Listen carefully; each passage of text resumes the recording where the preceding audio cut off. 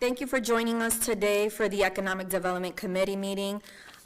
Today's date is Thursday, February 15th, 2024, and it is approximately 6:35 p.m.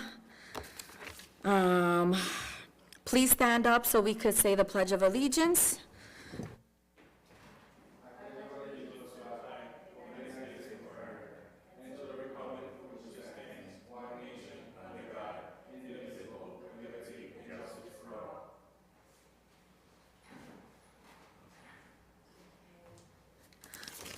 Voting members that are present, to my left is City Councilor from District B, Wendy Luzon, and our City Council President. And what was that? Filling in. Oh, and filling in is our City Council President and City Councilor at Large, Giovanni Rodriguez.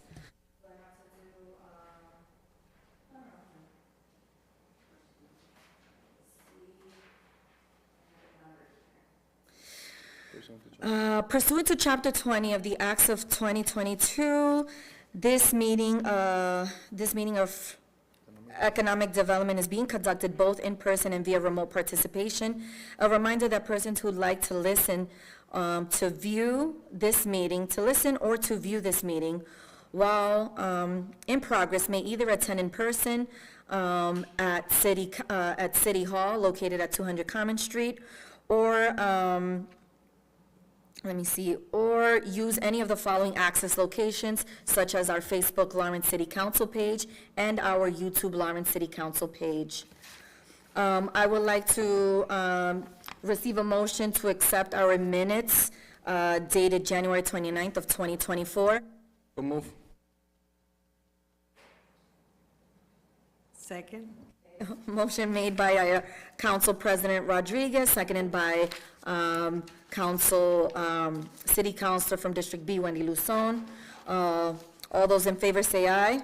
Aye. The ayes have it.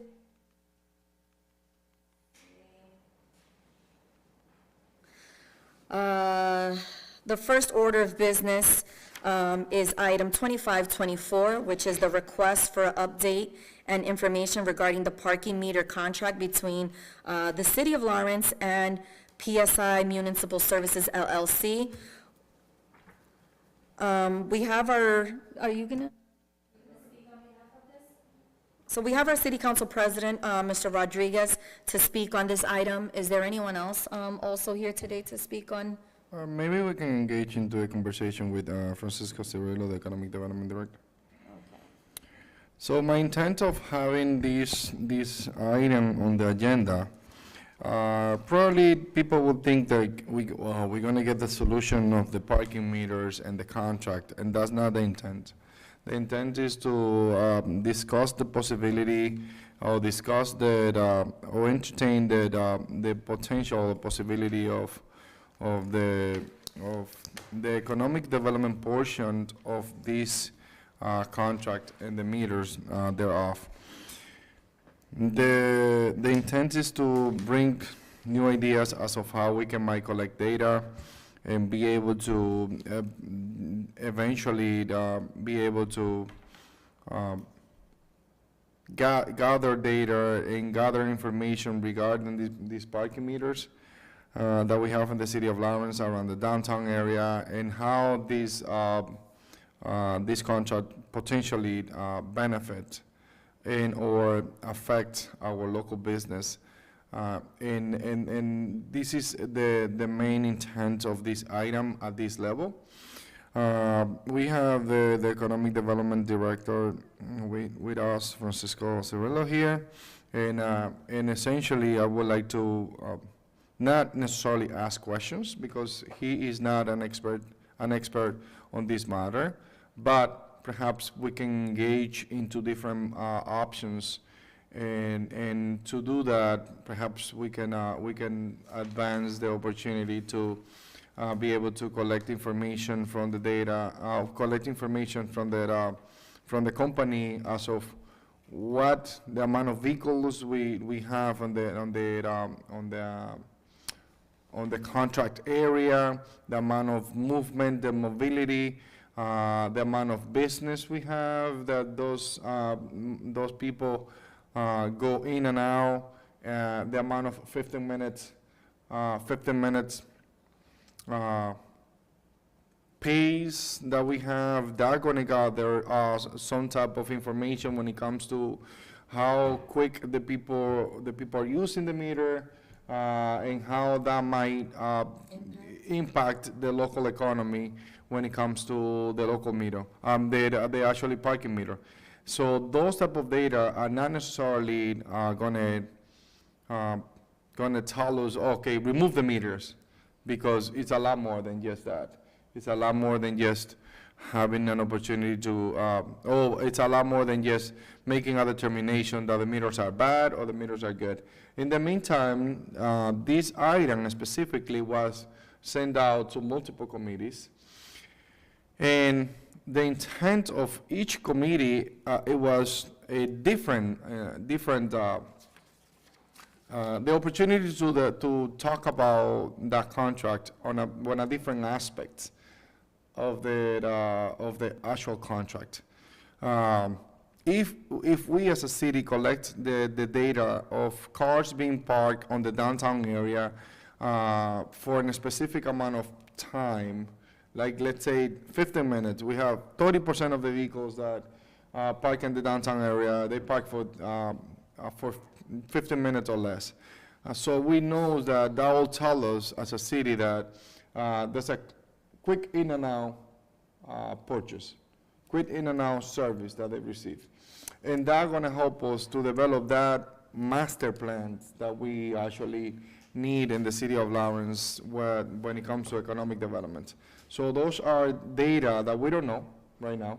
Those are data that we're not collecting right now, and those are data that eventually and essentially gonna help us improve how we invest fund on the downtown area, and how and it's gonna tell us, like, is it worth it to actually have any type of measurement when it comes to parking meters on specific areas, because we're not collecting data right now, but those data we're missing that opportunity.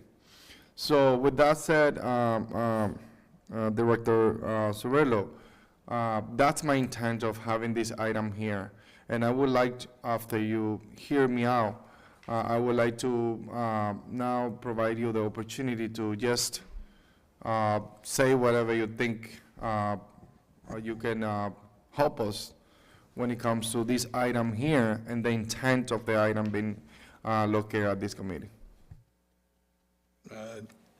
Thank you, Council President. Francisco Cirillo, 360 Merrimack Street.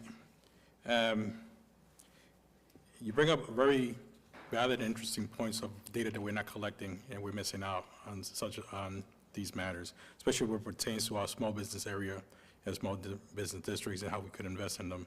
So one of the things is to actually start collecting some of this data, have a conversation with the DPW department who are in contact, the ones who are with the contract under their department, to see what data they've collected, what the impact is, if they have any, and we could get you back how many 50-minute parkings we have throughout the city, in particular the downtown, and all the business sections that we have. So we want to start looking to compel that as soon as possible. Speaking of data, I'm not sure if we're gonna request data, is it possible to also, because again, I don't know to what extent the type of data that they collect, but I would love to see data in terms of tickets that have been issued, and how many tickets were issued during the time span of when it was like less than 15 minutes of when it had their time had expired. So again, I don't know to what extent we're able to ask for data and how deep we could look into certain information, but I'm really intrigued in terms of the tickets that are being issued to the residents, and how many tickets specifically were issued during like less than 10 15 minutes of when that parking ticket expired. I'm not sure if there's anything else that we might add in terms of the data collection. I think that through you, Madam Chair, I think that, having that type of information is gonna tell us, eventually how to, how our people are parking on the downtown area. Before, it used to be like, people park there for 3, 4, 5 hours, no limits. Now we know, like, if people are coming to the downtown area, it's for a specific amount of time. And that gonna trick that as a city, we'll be able to put it in perspective as of analyze that data and give us so much information when it comes to the economic development. If we have this amount of people, and a specific amount of people parking for an hour, and they pay for an hour, it's because they're gonna be looking for more than just a coffee. What is it that they're looking for? And so therefore, what is it that we need to target on these specific areas so that we can actually, as a city, make our city more friendly to those specific business. So the intent of this whole item around here is to make sure that we are targeting, or we are collecting information to take advantage of.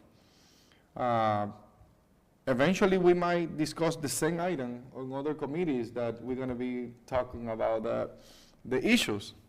But on this committee specifically, we can take advantage of the parking meter when it comes to data collection. So I want to think of the last part you just said about the targeting and how we become more business-friendly when it comes to our downtown and the business section areas.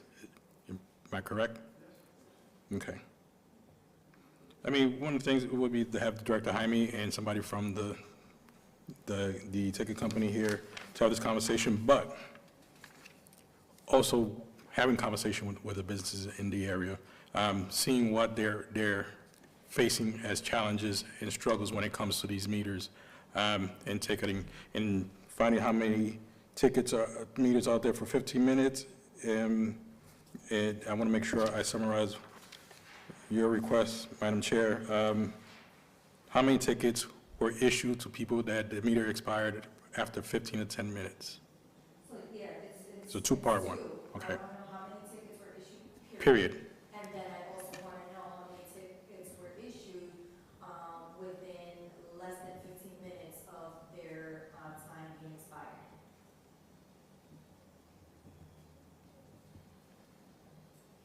And with that said, Madam Chair, I mean, if we find out like how many tickets we got after the 15-minute threshold before the 30-minute pass, that can tell the city like to start a potential campaign saying it is worth it to actually use the meter for more than 15 minutes because you can do more around downtown and potentially promote how friendly the city might be when it comes to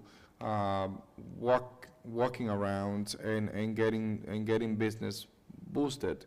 And those are little things that are gonna help the city produce those campaigns around the economic development, but more importantly, helping the city to do a specific investment around our downtown to increase that potential. So that's the main intent of this, is analyzing data that we haven't been collecting yet. Start collecting those first, analyzing those second, and see if it is a tendency of people, how people behave, and how we're gonna be able to take advantage of that when it comes to the development of our local downtown. I agree. Through you, Madam Chair. Proceed, Councilor Luzon. But there's no 15 minutes break when you use when you pay for a parking meter. You don't get a 15 minutes break. No, there's none. Repeat that, do you mind repeating that? There is no 15 minutes break, like in in Lowell, when you go to Oh, Lowell, okay. you get 15 minutes, for free. We don't have that in the city. No, we don't, We through don't you, have Madam that. Chair. So it's immediately, if you have to pay, and you get the time, but there's no 15 minutes break here. No, there is not. No, and we, through you, Madam Chair, we actually were discussing the extension of the contract from 3 years to 5 years. That was one of the questions that Councilor Payano back then, and now Senator Payano, he asked that question. And that was like they call it like, Grace period? the grace period. There is no grace period built in the contract. But that's something that, based on the data collection that we have, that it could be a potential solution or a potential memorandum of understanding or any type of amendment to the contract. But what we need to make sure is like we collect that specific data that drive us through those specific solutions, because that was something that we actually brought up. Is whether or not we can have a grace period on that. And we keep on learning, because I mean, the thing is like, we don't know much about the parking meter from when we have it 12 years ago, the first time. We don't know much about that, and we need to kind of like start collecting data. And I think that the reason why I send this over to the Economic Development Committee, the Safety Committee, the Budget and Finance Committee, and eventually the Ordinance Committee, is because I want to be able to have this type of conversation and focus on the functionality, which is going to be on safety. We're going to be discussing that at the Safety Committee, the functionality of the meters, the economic component that we have on the contract to the City of Lawrence at the Budget and Finance Committee, and how we can actually develop that type of policy, the grace period, through the Budget and Finance, so we know exactly what's the meaning of it when it comes to the economic component of the contract. Because that's gonna somehow, that need to be brought up and somehow need to be taken into consideration. And also in ordinance, in the Budget and Finance, that aspect, and then economic development, gathering all this data, but more importantly, in ordinance, how we can, once we collect all that data and once we collect all that potential change to the contract, we can definitely come back to the Ordinance Committee and say, look, this is what we find, Mayor, administration, those are our findings. This is what we can think you can improve the situation if it is wrong, or this is how we can change if there's any particular change that we want to see. Do we know when the contract ends? And if we're able to make amendments? 4 years. In 4 years, it's going. Through you, Madam Chair. I think it would be, Director Surilo suggested, it will be beneficial to outreach to the business owners. We already are, some of us are getting complaint. I'm a business owner. I'm one of the business owners in the community that has been affected, but there's many others like me that you should reach out. That data, it's extremely important. Some of the business owners have suffered a negative impact. Another issue that we hear is that some of the meters are not functioning. And and they still, residents still get tickets. And the location of some of the meters are apart from each other. There's not enough meters in one street, so it takes time to get to one point to the other, but you still get a ticket. That's what I'm getting. So it will be So good.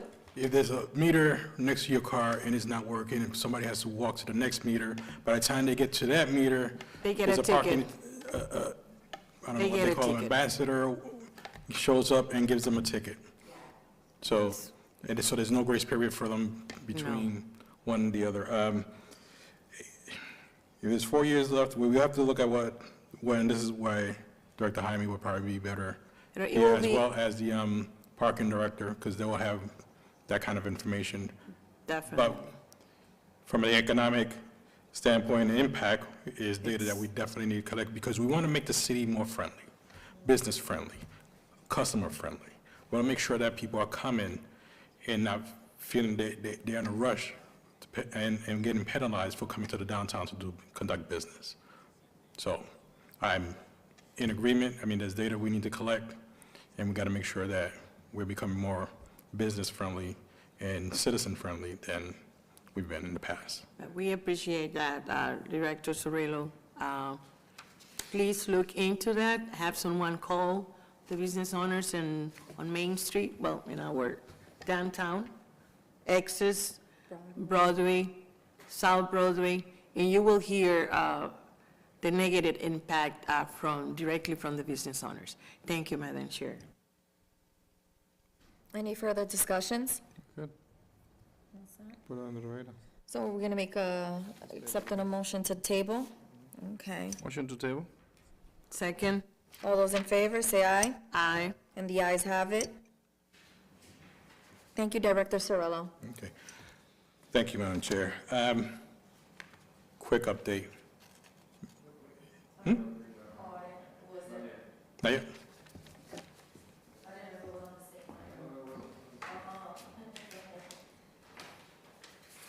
The next order of business is on item number 2824 regarding Economic Development Committee update. We have Council President Giovanni Rodriguez to speak on behalf of this item. Yes, through you, Madam Chair, the main reason that we have this item on the committee is to get a frequent update when it comes to economic development within the city of Lawrence. It's a generic item that we would like to keep it here and be able to engage into discussions regarding to economic development in general. We have the Economic Development Director here, and I would like to ask for an update, a quick update also of what is it that we're doing in the city of Lawrence, how we can improve it, how can we as a committee engage into that conversation, and how can the city engage with us when it comes to economic development. Okay. So if you're aware, if you're not aware, then we're hosting a series of workshops to make sure that we're developing and cultivating our small businesses. We just had our DCAM event, SDO certification event in February. We're going to host another one for the people that couldn't make it, and at that next one, we're going to look to develop a cohort of people to drive them through to become state certified, whether through the become DCAM certified or Supplier Diversity Office SDO certified as well. What does that mean? DCAM 35. DCAM is the Division of Capital Asset, and sorry, I got my spares, and my spares aren't my full prescription, so I'm seeing blurry. Asset Management and Maintenance. This is for when you have state contracts of a certain value, in order for you to bid on those contracts, learn, and be able to, case in point, our brand-new police station that's going to be in development. So we want to make sure that people from Lawrence, that are developers and everything, know what they need to do to be able to start applying for these contracts. We want to make sure that we can't have people have a seat at the table if they don't know what they need to have a seat on the table. And one of the biggest problems is not giving the proper tools or venues that we can to get them to that table. So this is one of the purpose of this, to make sure that we're helping people within the community become DCAM certified to start bidding on some of these major contracts through the state. As well as, one of the meetings we had is, especially when it comes to the police station, how many co-op kids we could get from the Vogue to work on there. So it's looking to reinvest in the people of the community to make sure they become more self-sufficient.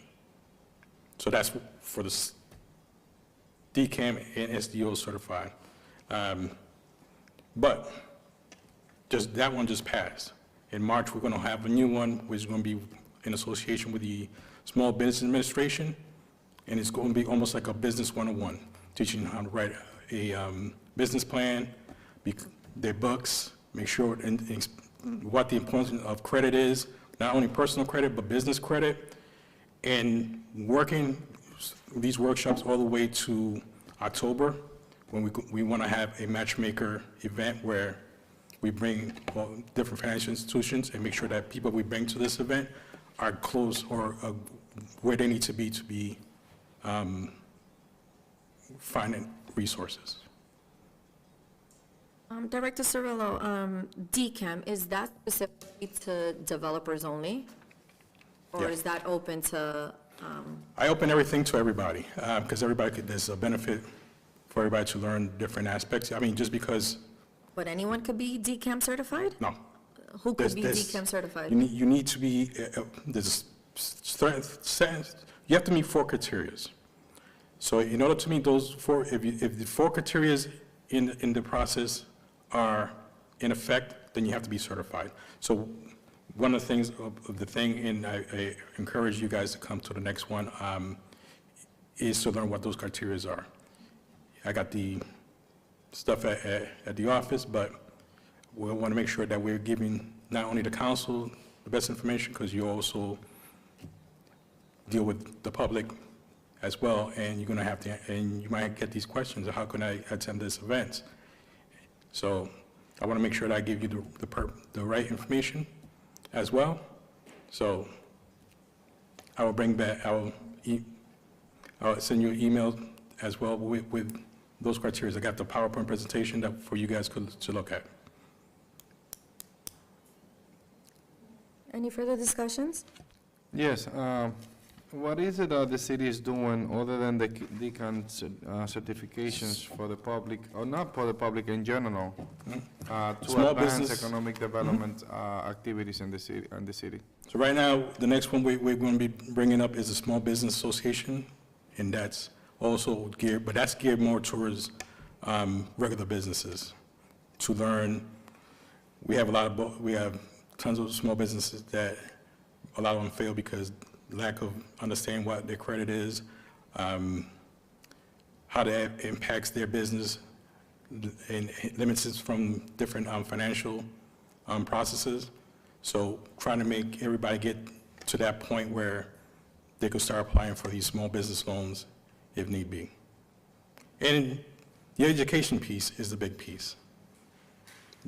So the city is helping out small business when it comes to education, when it comes to some certifications that it's going to allow a business owner to go ahead and probably bid on projects that are statewide projects, local projects perhaps, and all those benefits. And for small business to be able to have access to better resources for their small businesses. Okay, that's on the small business aspect. Now, as a city, what is it that I want to probably, if you don't have it now for next meeting, we might would like to see what's the strategy behind Attracting bigger businesses. attracting bigger businesses to come to the city. Okay. If you don't have that now, I understand, maybe later on, we can talk about that, because that could be a target that, it could be a short-term target and a long-term strategy as to how we, as a city of Lawrence, might become attractive to different bigger business, or perhaps something that we have here on this committee as a plan is how to attract specific industries that eventually we would like to see them coming out here. I'm actually glad that you touched on that, and I recently had a meeting with Johan and Walkiria, who are, pretty well known in the community in developing, and we've specifically had that conversation. We touched on that, and I think that when you said what strategies we as that the city needs to come up with in order to attract bigger businesses goes beyond economic development. It touches on public safety and ordinance. I'm not sure if I'm out of line by bringing this up in this moment, but I think we need to also ensure that, I don't know if through economic development as a subcommittee or through ordinance, that we need to hold businesses also accountable when it comes to storefronts, in order to maintain the cities, to stay attractive. So whether it's having certain regulations and requirements that the storefronts, the signage needs to be of a certain quality, I think that also plays a role in terms of having big developers or bigger companies wanting to invest in our city. If the city is not clean, if the city projects that it's not safe, investors are gonna opt out and would rather go to Haverhill or Andover. So it's something to touch upon. Madam Chair, and I think we spent way too much time on the committee, so, yes, and you're right, so one of the things I'm gonna be looking at is signage and throughout the city. It's very important in Clean City. Making it more, seeing what the zoning around signs are in different areas. And the other one, and Council President is probably more embracing this one, is how we work our TIFs. So we have to have a more uniform policy when it comes to our TIFs. I mean, Lawrence can't compete when it comes to space with a city like Haverhill or Methuen, but we could definitely look at how we could become more competitive when it comes to our tax incentives for our bigger businesses. Some of the intention of having this committee is to discuss all the possibilities that we have, the potential, our dreams, the ideas, and something that moves so many people to be here in the city of Lawrence, and to have business here. And that's essentially, we need to guide all that through a committee if we want the city council to be involved. I was surprised when I joined the city council, and we need to touch base on economic development and other committees that have not much to do with economic development. But now we have a home. We have an economic development committee that we're gonna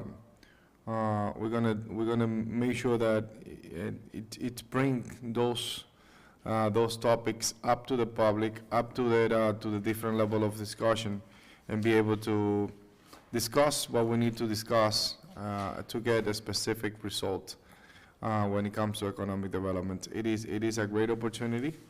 I'm not part of this committee. I'm fitting in today, but I be here all the time in case if somebody missing out. I join as a city council president.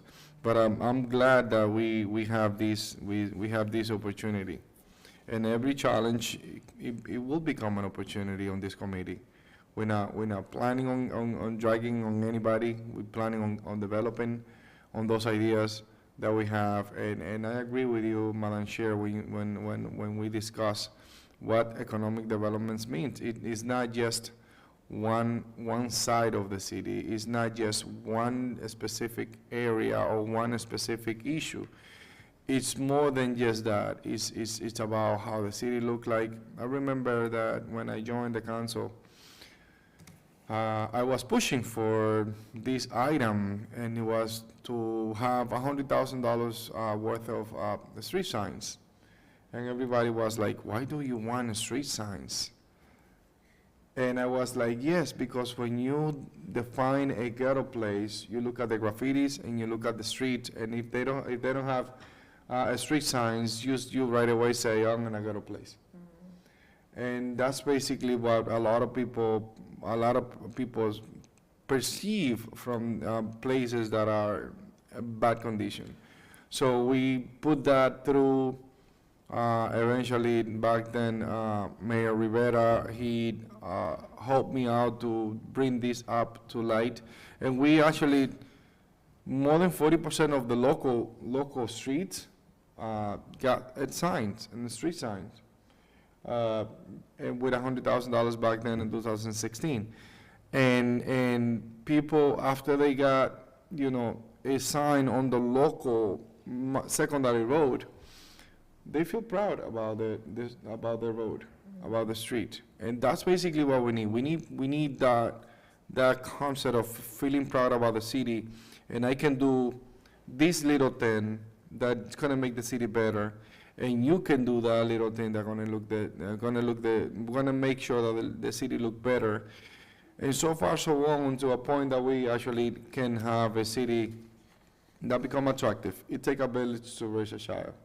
It's the same way when it comes to economic development. It take a village to actually have an economic development, a productive economic development city. And it will take a little bit of all of us. And having this committee right now, having the experience that the committee have, and the dedication that the committee will put into it, it will bring a lot of results. Signage is a very big thing. If visible, clean, and clear signage, because if you're driving from Broadway down Essex Street towards Union Street, if you really notice how many people turn left, there's no left turns coming down from Broadway to Union Street. But if you see, and some of the signs are invisible. I would even go a little further in encouraging or adding a requirement if we're gonna go with the ordinance route, in terms of certain signages, is specifically on Essex Street, that has to have a certain percentage of lights on them. But that's something, those specifics is something that we could get into at a later point in time. Any further discussions? No, I mean, just the three of Madam Chair, just make sure that next discussion, we have some type of a strategy that you guys are working on when it comes to economic development, bigger businesses, and any potential of that get us closer to have a master plan when it comes to the economic development, because essentially we would like to see that happening here in the city of Lawrence. And I will be sending you all emails for the small business event we're going to be having. Especially the Business 101. Yeah. So, motion to table, can I get a second? Second. All those in favor say aye, Aye. and the ayes have. Can I get a motion to adjourn, as we have no other items in the agenda? So move. Second. Okay, all those in favor say aye, Aye. Aye. and the ayes have it.